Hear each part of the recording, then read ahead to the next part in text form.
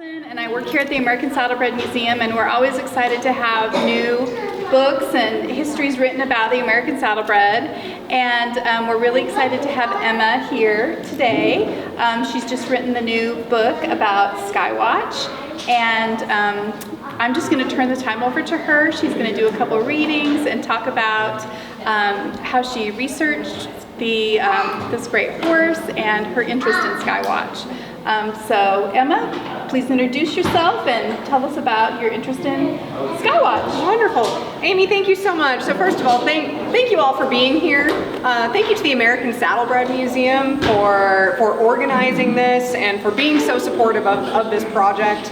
I mean, talk about research. This book wouldn't have come about, had it not been for the help of the American Saddlebred Museum. Their archival footage really helped to flesh out some of the details. So huge thank you to Amy and huge thank you to the museum for doing that. So I'm Emma Hudelson. I'm a writer from Indiana, and I've been involved with American Saddlebreds my entire life. I learned to ride before I really was forming, I don't remember not knowing how to ride, and I've always ridden saddlebreds. So I started riding before I was even really forming memories.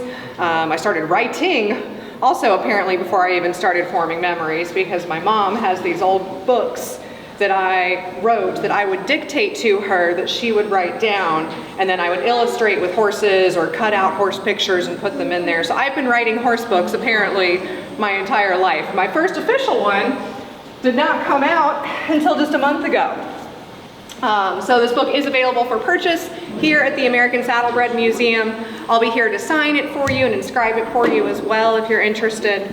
So that's that. I also direct the Creative Writing for Wellness program at Butler University in Indianapolis, and I ride with Mike McIntosh Stables up there.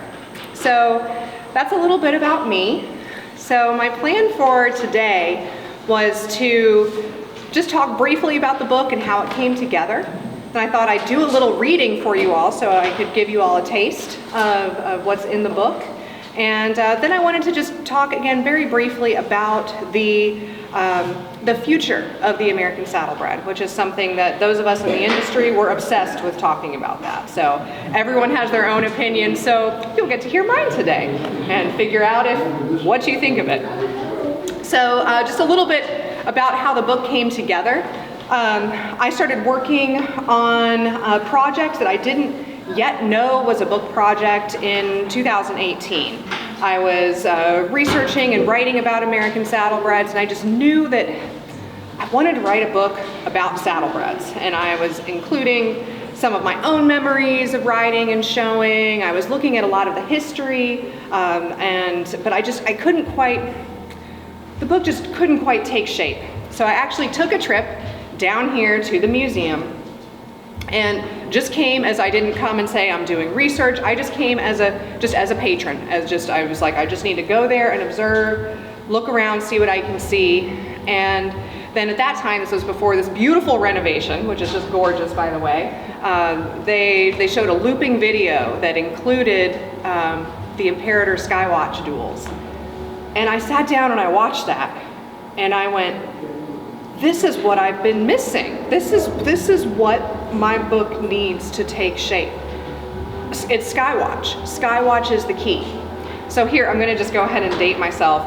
I was born in 1986. So when most of those duels were taking place, I was a twinkle in my daddy's eye. I wasn't even around. But if you are involved with saddlebreds at all, you can't avoid Skywatch. He's just kind of he's in the air. I mean, still today, 40 something years later, we still talk about Skywatch as the horse we compare other horses to. So something clicked that day, and then I knew that I was going to set out to write about Skywatch. And I did continue to include some of my own history with horses in the book too, because I felt like it was important that this not just be a book for the saddlebred fans. I knew that y'all were gonna get the book, I knew that saddlebred people were gonna read it. But I wanted something that non-horse people could also connect to. And I'm just a very regular exhibitor, it's like I don't have, I don't win at Louisville. I've got a, you know, well, I can't get used to saying this. I'm sorry. I just lost my horse last month, but I had I had one horse in training, and you know, and that's kind of my life. You know, I'm your average exhibitor, average person. You know, I'm not, you know, like a big name in the saddlebred world. And I felt like it was important for people to have something that they could, you know, connect to, as well as this amazing star, Skywatch. So the book really came together as a, you know, braided connection between this great horse's story and the way that horses and saddlebreds in particular have brought me back to myself. So, you know, over the years, I researched, you know, continued to utilize the Saddlebred Museum and their archives. I did a lot of newspaper research as well. But I feel like interviews, you know, talking to the people who were involved, that's what made this book come to life. Because, you know, Skywatch's, you know, heyday was, sure, it was 40 years ago, but people still remember it.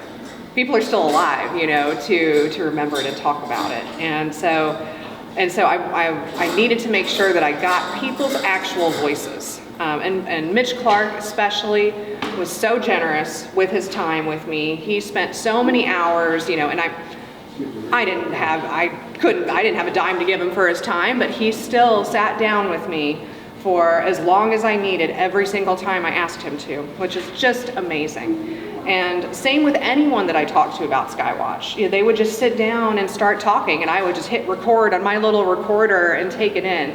So I really feel like I owe a debt of gratitude to the entire saddlebred community in creating this book, because it wouldn't have had, you know, the magazine clippings and the newspaper clippings are great, but getting to talk to actual people who were really there and get their reactions, I think that's what made the book come to life. So I'll stop talking about it and read a little bit for y'all. How about that? I'm going to sit down for this part.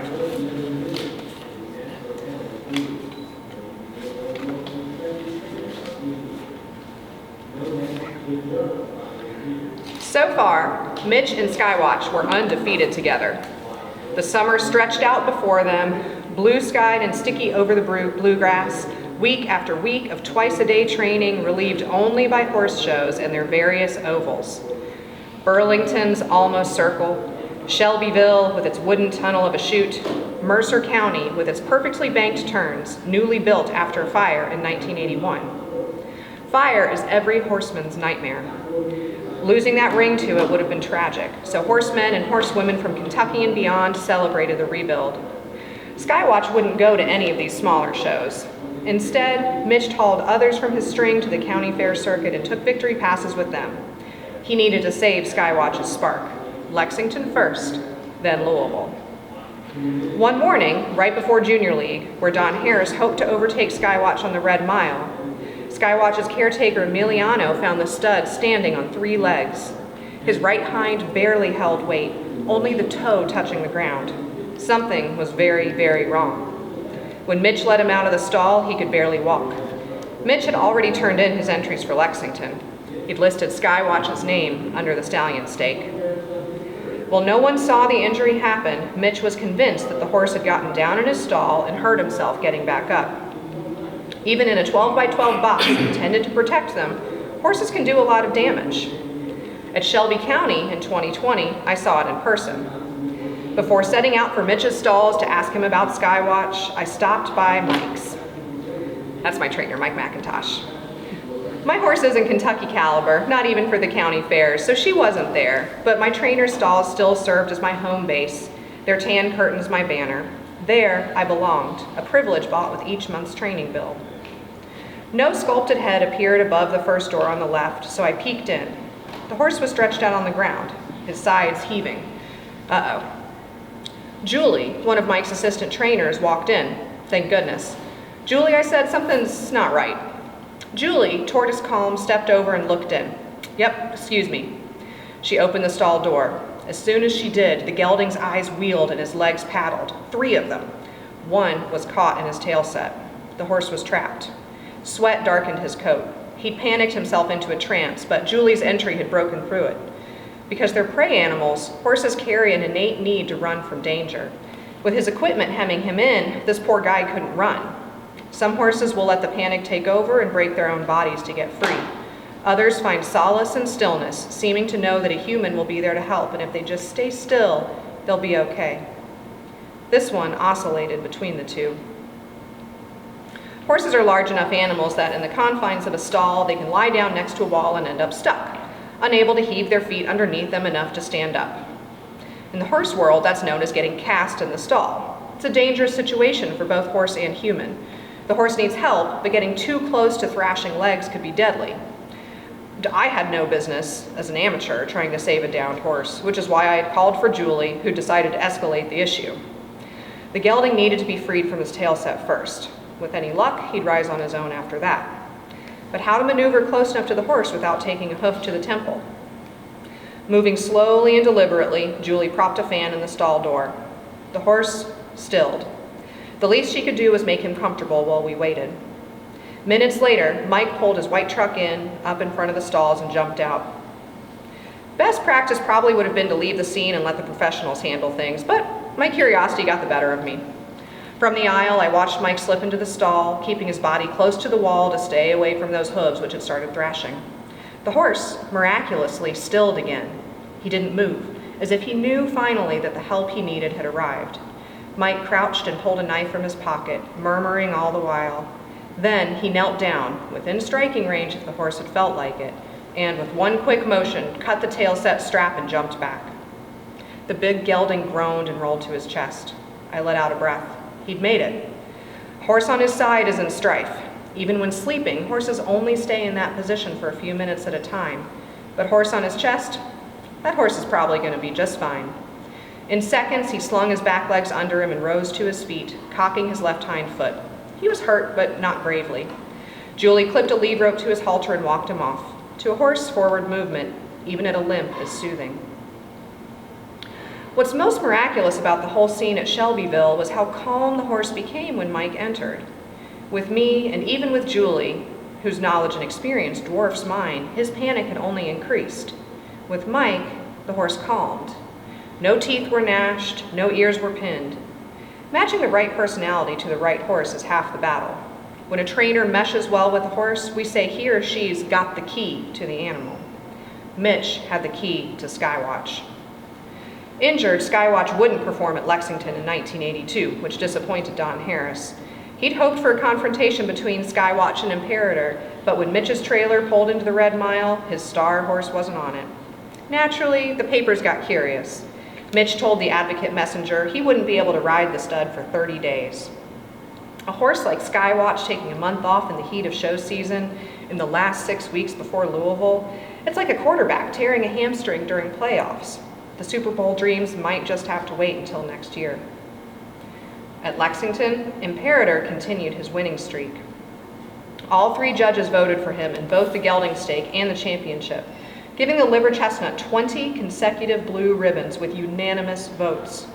The crowd, too, voted for him with their cheers and applause, their devotion bordering on religious. Here, their hollering said, is a true saddlebred, the best of the breed. This reigning king would be hard to dethrone. Fans might have been curious to see what Skywatch could do, but truth be told, a show horse has to stay sound. If he couldn't cut it, he might as well stay on stall rest or retire early to stud. Strict stall rest might have been the prescription, but as usual, Skywatch defied expectations. He needed some activity. Bounce walking in front of a cart might be as close to total rest as a brush fire like him could get. So every day, 3 times a day, Emiliano slung the harness on the stallion's back. Then off the horse would go with Mitch in the driver's seat, Bounce walking along, often with Mitch's German Shepherd Nick trotting alongside. Skywatch still 2-stepped in the cross ties, but he quieted some. Emiliano learned, as Mitch had, to step along with the horse while brushing him or tightening his girth. All through July, Mitch walked Skywatch in the cart. August came and they kept walking. While Emiliano packed tack trunks for Louisville, Skywatch walked. On the day he hauled into the Kentucky State Fairgrounds, Mitch strapped the jog cart to the top of the trailer. He didn't know if his stallion would be sound enough to compete, but he'd reserved a stall for him and entered his name in the stallion stake. He'd be in Louisville all week. Whether or not Skywatch hit the ring, Mitch needed to keep walking him in the cart. What would it take for Mitch to hop on his back and ride down the chute into Freedom Hall? He told the Advocate Messenger, "He'll have to give me 2 straight workouts where he feels like his old self. The horse is trying. He wants to go, but he's rusty." Mitch never got his 2 straight workouts. Over the weekend, he kept up with the slow jogging, and the hitch in Skywatch's step had improved, but not so much that Mitch felt like climbing on his back. The night of the stallion stake arrived, the clouds an upturned bowl in the sky that kept the humidity clamped over the fairgrounds. Horses and riders alike steamed like noodles. All day, Mitch debated. The stallion stake came at the end of the session, so he could change his mind at the last minute. In Freedom Hall, the classes rolled along. Junior 5-gaited mare, amateur ladies fine harness, amateur 3-gaited under 2. Mitch pressed his hand against Skywatch's stifle, palm flat, feeling for heat. The flesh felt warm, but not hot. With a nod, he signaled Emiliano, "Tack him up." As the sun set over the Louisville skyline, Emiliano saddled Skywatch and Mitch stepped in to brace and bridle him. Mitch hadn't even been on the horse's back in 6 weeks. He might have to jump off as quickly as he jumped on, or the stud might dishonorably discharge him from the saddle, or he might hit the warm-up ring for the first trot and stop. No matter what, if the stallion wasn't sound, he'd scratch. 7 other studs hit the gate for the stallion stake, including the talk of the town, who just won the stallion class at Lexington and had challenged Skywatch at Devon the previous spring. Sam Stafford, aboard the Bright Chestnut, knew that his horse stood the best chance of beating the unbeatable. He knew Skywatch was recovering from an injury. He knew this could be his chance. The talk of the town stepped high with a wild look in his eye. He had talent passed down to him by Yorktown, his daddy, another saddlebred great, but he couldn't quite match Skywatch. He would have trounced any other stallion, but Skywatch, even in his first post-injury ride, had him beat. As Mitch walked Skywatch back to the barn, blue ribbon in hand, he breathed in relief. He'd made it through the class. On Saturday night, Mitch still wasn't taking chances. He'd hate to do it, but he'd scratch in the warm-up ring if he needed to. He feathered the reins, testing the new curb bit he buckled onto the bridle, hoping to make the negotiations with Skywatch a little less one-sided.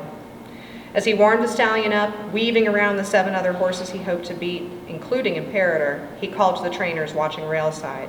Is he sound? Does he look as square as he feels? Mitch knew he might only have 1 shot at a horse like this, and he wasn't going to screw it up for the sake of a win that night. That would have been greed. I am not going to hurt him at any cost, including for this class, he said to himself. If he needed to pull the horse and come back to challenge Imperator the following year, he would. He'd hate it, but he would. His horse's health meant more than a victory pass, even a victory pass on Saturday night in Freedom Hall. Mitch moved Skywatch into a slow gait. Skywatch rocked on back and shimmied into it.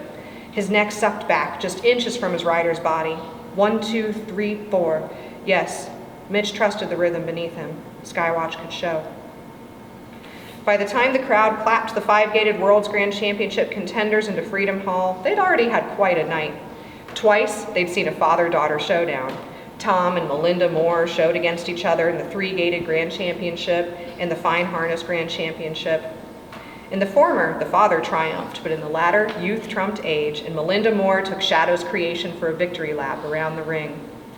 Mitch's wife, Cindy, sat among 15,000 people packed into the stands, along with Mitch's great-uncle Frank, the Bradshaw brother who piloted the fabulous Mai to 6 World's Grand Championships. Cindy normally didn't mind standing on the rail, but at 9 months pregnant, she'd taken a seat to rest her feet. The Teeter family joined the spectators too, excited to see what their once supposedly unremarkable baby, now turned wonder horse, would do in the class that determined the world's grand champion of champions. The 15,000 people packed into Freedom Hall only grew louder as each 5-gaited World's Grand Champion hopeful entered the ring. Both French Wine and French Commander had returned for another shot at the big one. So had Valley Venture and Rare Treasure. One of the mare entries, the Rose, bucked on her way in, almost unseating her trainer. Rhythm and Jazz, the other mare, trotted in slick, no hump in her back. Fine horses all, but the 2 everyone really wanted to see had yet to enter. The sound in Freedom Hall hit a new high as the announcer called Skywatch in. Mitch couldn't hear anything. It was so loud he might as well have been working in silence. Skywatch flew down the rail. Then, as he hit the turn, the announcer called Imperator, the two-time defending grand champion. If the sound had been deafening before, it became flattening, a palpable thing. Mitch realized he would be communicating with his horse by feel alone. If he needed to cluck or say whoa, too bad. Skywatch wouldn't be able to hear him. This would be a dance of sensation. The noise didn't faze Don Harris and Imperator. Don always said he likes it, and he was right. The gelding, fresh off the best performance of his career in the gelding stake earlier that week, moved proudly as a ship's figurehead, cutting through the arena as if it were his own private bay. His first slow gait carried the crowd, every micro movement perfect, his ears up and tethered forward. Skywatch, too, was unafraid. As he moved him into the rack, Mitch felt Skywatch magnify. Even at his modest height, he looked like a giant as he racked around horses like Valley Venture. A good horse, one worth forming a whole damn company to buy. But next to Skywatch, he might as well have been ambling down a trail. With every step, Skywatch's strength grew. Mitch breathed deep and shifted his seat. It's go time. His horse was sound. He knew it now in a place beyond doubt. He needed to plead his case to the court. With a teardrop reverse that razored between rhythm and jazz in the rail, Mitch angled Skywatch out of the corner and cut across center ring. Skywatch's legs looked unhinged, their length and fineness accentuated as he reached and pushed. His ears swiveled forward and stuck there, lasering on the space in front of him. The crowd stomped in the stands. If the judges hadn't been paying attention before, they were now. Mitch locked eyes with Jim Kohler, who stood outside center ring with his judge's clipboard, and pointed Skywatch right at him. Jim stood, goggle-eyed, as Skywatch moved with so much motion he thought the horse might throw his shoulders out of their sockets. Even with 1,000 pounds of energy coming at him, the judge didn't yield. The ground shook. Between each step, Skywatch caught 4 inches of air, making him look a full hand taller than 15'2". The stud thundered by, close enough that Mitch could have kicked the card right out of the judge's hand. That night, Jim Kohler didn't need a judge's card. No marks could describe the pageant unfolding in front of him. Everyone lucky enough to be in Freedom Hall that night knew they were seeing history in the making. Each time the announcer called for the walk, Skywatch and Imperator accelerated, adding an extra pass at the trot or slow gait, each showing off his favorite gait. Underneath Mitch, Skywatch flew, all power, no pause. If there had been a hitch in that hind stifle, it had evaporated. Imperator's neck lathered with effort, but Don pushed him, leaning back in the saddle and driving him forward. He counted on winning the class, so he asked his favorite gelding for his all. Imperator, generous, gave it, sucking his chin in and squatting low. Had a horse ever loved performance more than Imperator? At the second direction rack, the class almost over, Mitch had to hold Skywatch back. Unbelievable. Imperator adored performing, but Skywatch, he moved for the love of movement. Had the arena been empty and silent, it might not have changed a thing. After a month of rest, the stallion carried energy to spare. The announcer called the lineup and the class filtered in, some trotting, some racking. The 2 horses everyone watched ignored his request. Instead of slowing down and turning for center ring, they sped up for another pass, then turned to make another. Imperator headed one direction and Skywatch the other. Finally, they aimed straight for each other, Imperator at the slow gait, Skywatch at the trot, and nearly clanged stirrups. For 6 horses, the class had ended. For Imperator and Skywatch, round 2 began. The 2 horses hit the rail, and Freedom Hall reverberated with sound. All summer, Mitch had been watching Don Harris show Imperator, seeking weakness. He didn't find one. Imperator really was the perfect horse. Mitch knew it was an honor just to be in the ring with him, but that didn't stop him from painting a target on Don's back. He saw signs that the gelding might be tiring, so at the rack, Mitch increased Skywatch's speed. Imperator lost collection as he worked to maintain the furious pace, but his heart loomed larger than his engine. He tried to keep at it. Pass after pass, the horses traded places, their legs churning, their nostrils blowing as if they were dragons, not saddlebreds. At last, Dick Morgan called them in. The judges had seen enough. Saddlebreds show at 75 to 95% effort for however long the class goes, and the duration is up to the judges. There's no real way to prepare for the length of any specific class. Sometimes a horse throws a shoe, adding an extra 5 minutes. Others, the judge calls a timeout to excuse a horse from the ring, which breaks the expected cycle of walk, trot, canter, reverse, and repeat. Sometimes there's a workout, sometimes not. The shortest classes might clock in at under 10 minutes. The longest might go for 40. For comparison, Grand Prix dressage horses have no more than 9 minutes to complete their tests, which aren't performed at speed. A jumping course might take less than a minute. Racehorses go all out, but they finish in 2 minutes. Bucking broncos, 8 seconds. Compared to these styles of competition, the 5-gated World's Grand Championship is an endurance event. An entire entourage, including the Kentucky State Governor and his wife, walked into the ring to present the trophy for the World's Grand Championship. The winner would need an extra tack trunk to cart home all that silver and the blanket of red roses. While the judges made their final deliberations discussing who would take the remaining 6 ribbons after champion and reserve, the 8 contending horses circled in the far turn. Cooling off, they'd earned it. Or, for one lucky horse, warming up for the victory pass. Finally, Dick Morgan spoke into his microphone. Moving to the upper ranks, it's the challenger, Skywatch. The rest of his announcement went unheard. A tsunami echoed through the stands as the crowd once again took to their feet. They stayed there and sent Don Harris and Imperator out with a standing ovation. The king had been dethroned. In his post-class interview with TV announcer Bill Carrington, Mitch looked like he might cry. "Here we have Mitchell Clark," Bill said. "What about it, partner?" "Well, I'm very happy," Mitch said. Happy couldn't have described it. Mitch had just achieved something he'd wanted so much he couldn't even breathe it into words. "We weren't sure whether or not we'd make it tonight, but all the work has paid off." "I would be remiss if I didn't point out that a gentleman passed this year who would be awful proud of you tonight." "Yes, sir." Mitch's mouth tightened. His gaze dropped. "I tell you, I picked up everything I know about the horse business from my grandfather, Garland Bradshaw." With 2 spotlights trained on Skywatch as he took to the rail for one final pass, Mitch felt another presence riding alongside him. Garland Bradshaw's spirit must have taken that victory lap with him, racking Lady Kerrigan for all she was worth. After making his way around the ring, Mitch and Skywatch exited, but a slew of fans blocked their passage and forced them back into Freedom Hall for an encore. Skywatch didn't mind.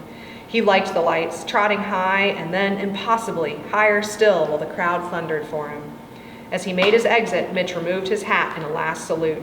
Together, man and horse left the stadium and entered the night, the same pair as before, but forever changed. So I'll stop there. Should have warned you all, spoiler alert, but I mean, you can get on Wikipedia and see all of this too. So that was just a little bit from the book, a little taste of one of the high drama moments, and you got to see too a little bit about how I've kind of wove in some of my own experiences with horses as well. So let's see, how am I doing on time? I do want to talk just a little bit about the future of the saddlebred industry, and then I want to open things up for a Q&A. So this is all really my 2 cents, but everybody, you can look at the breeding numbers and feel some panic, right? I did when I first started doing this research. I was part of the reason I wanted to write a book about saddlebreds, because I was like, we've got to do something. Someone's got to do something. But what's interesting is that if you look at other breeds' numbers, they're declining at about the same rate. There might be 70,000 quarter horses born every year right now, but 20, 30, 40 years ago, that number was practically doubled, when you look back in the 90s. So, horses in general as a site of recreation are beginning to decline. So it's not just saddlebreds. Of course, that doesn't make us feel any better, because we're all, we want to make sure that the industry continues to thrive. My opinion is that it will. The people who love this stuff really, really love it. And we find ways to pass it on. One of the absolute best gifts of my life has been being able to share my love of saddlebreds with my little girl. She's not yet 3 years old, but she knows the difference between a trot and a slow gait. I'm not even kidding. We were at the barn just this past Wednesday watching horses work, and I said, Fern, what's that horse doing? And she watched and she said, trotting. And I said, are you sure? And she looked again and she goes, no, Mama, slow gaiting. And I mean, I'm serious. She turns 3 at the end of May, you know? So, yeah, I don't know what I'm doing, because I know how expensive this is. I should be teaching her to like ice hockey or something less expensive, but I don't know. We'll figure it out. And, you know, my mom rides and shows. She's got a nice walk trot mare. She's at a horse show in Ohio this weekend, or she'd be here, which shows you her priorities, right? You know, she's probably, yep, she's driving to the horse show right now, instead of coming here to see her daughter. So, you know, it runs in families, and we find ways to pass it on. And this is really, riding horses is a family, is a family event. And as someone who, you know, who's a new parent, I'm always looking for things to do with my little one. And I think something that we can do is just when we're talking to our neighbors and talking to our friends is let them know about the horse show that's coming up this weekend. They're usually free. Offer to meet them there. Take them around. Maybe let the kids pet a couple horses. You know, and that's something that we can do, I think, to just help to get people interested and be welcoming. But I think that this industry is going to continue. It might not look the way it did in the 80s when Skywatch and Imperator were competing. People just have too many other things to do. You know, on any given weekend you can go to Top Golf or do an escape room or play esports, or I mean there's just any number of things that people can do right now. But at the same time, I think Americans are experiencing this urge to get back to the land in one way or another. You know, more people are gardening now than ever. You know, even if they're just growing a few pots of tomatoes on their apartment balcony, you know, that's a way of reconnecting with our agricultural roots. People are starting urban farms. You know, I've got a friend who's got, you know, less than 1/4 of an acre, and she's got chickens and she's talking about goats, and I mean, it's just, she's got like 12 chickens in her backyard, and plus a garden that she uses to feed her family. So it's like we're looking for these ways to connect back to our agricultural roots and connect back to the land. And I think horses are one way that we can do that.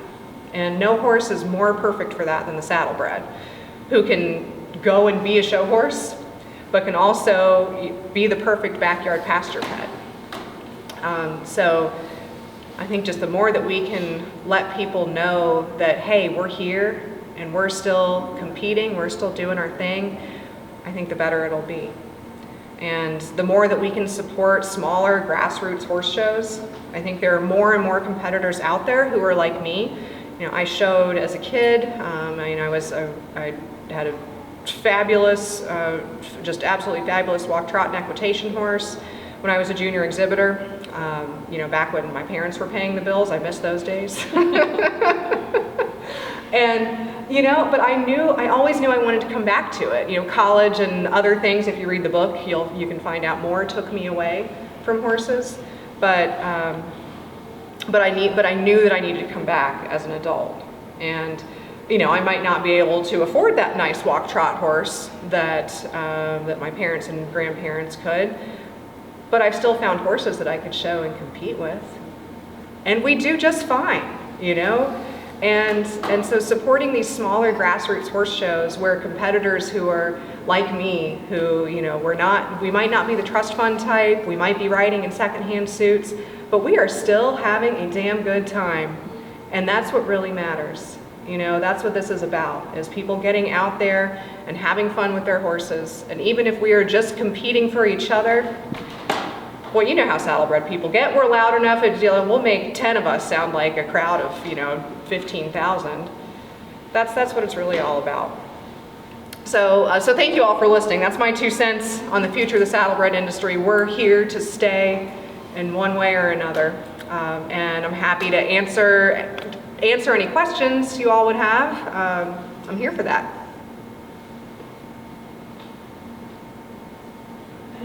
Yeah, please. Out of all the great horses What made you decide to do Skywatch? Great question. So kind of two things. One is that he, to me, is still the horse that I hear people comparing other horses to today. You know, people might kind of whisper, oh, that horse has got a headset like Skywatch, or, ooh, we've heard that this one might be the next Skywatch. He's also just one of those horses that is so magnetic that even just in watching videos of him, you just get cold chills at the way he moves. It's just unreal. Now, of course, there have been many, many, many great horses leading up to Skywatch and great horses after Skywatch. But another big reason that I chose Skywatch specifically, instead of thinking about doing Wing Commander or My or a horse like that, is because the 80s weren't so long ago that I still had enough people that are around to talk to. So it made my job as a researcher easier. But I think really the primary reason was just that he captured my imagination in the way that no other horse could.